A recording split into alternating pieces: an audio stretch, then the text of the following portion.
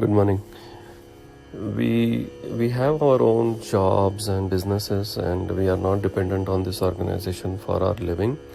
But whenever we have free time, we have taken up this work to make a difference in the society.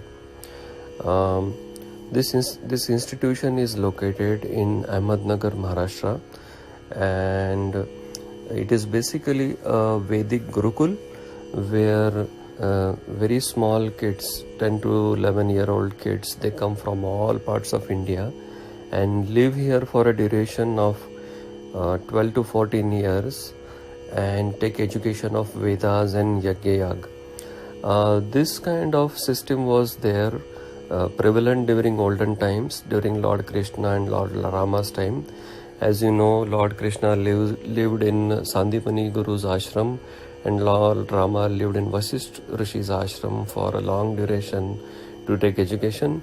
Likewise, the young students come here from all parts of our country and live and take education of Vedas and Yajna.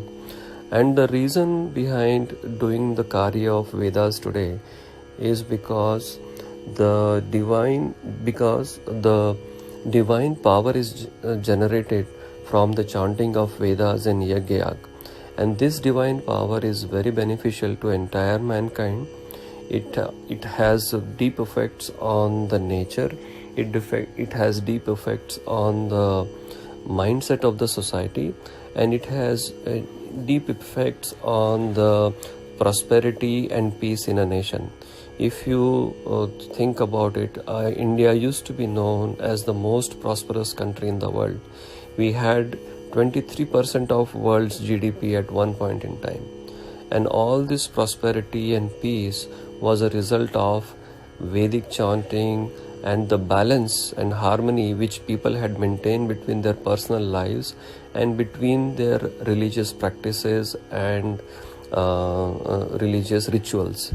But unfortunately, as time has gone by, we have forgotten all these ancient traditions of ours, and consequently, if you look at mindset of people today in our country or all over the world, and if you look at the lack of peace and adversities like corona and all which have befallen on the whole society and on the whole world, these are all results of the sins which we have been committing without any inhibitions, right? And these are also results of our lack of faith in Vedas and our ancient tradition.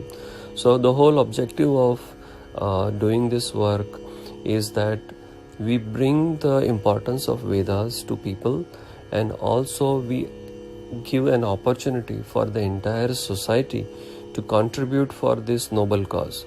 See, if the institute wanted, they could have generated alternate sources of income and all, right? But our Guru has deliberately not chosen that path because he wants everyone to pitch in. He wants everybody to contribute so that they get a great place to give dana. They have a great place for the society to come and enjoy the chanting of Vedas and witness the Yajna and get peace of mind and prosperity. So this is the grand objective behind doing all these things. Also, the students who come here, they come from very poor families where even having 2 square meals is a challenge for them. But when they come to this institute, they get good food, good education, shelter, and a safe environment for them. And this is really life-changing for them. So there is both a religious aspect and a social aspect to this work. And also, important thing to note is that this institution has been established by our Guru. His specialty is that at the age of 7, he had the Sakshatkara of God himself, just like Ramakrishna Paramhans or Adi Shankaracharya. And then he spent his entire life for this cause. And he was a celibate, he did not have family, and he was completely focused on God and doing penance and the work for this institution. So he has been the true saint, and I would say the incarnation of God himself, which we were very lucky to have witnessed. And he has been the one who established this institute, and under his guidance we do this work. And